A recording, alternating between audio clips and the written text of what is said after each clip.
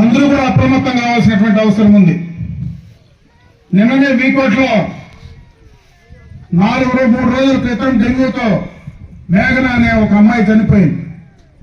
ఈ రోజు మళ్ళీ ఫాతిమా అనే అమ్మాయి చనిపోయింది.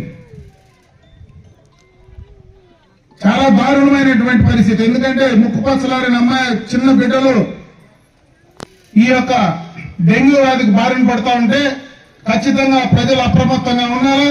కన్సర్న్ డిపార్ట్మెంట్స్ కూడా ఈ రోజు ఎవరైతే జిల్లా శాఖ అధికారులు గాని కలెక్టర్ గాని వెంటనే దానిపైన చర్యలు తీసుకోవాలని చెప్పి నేను ఈ సందర్భంగా కోరుకుంటున్నా.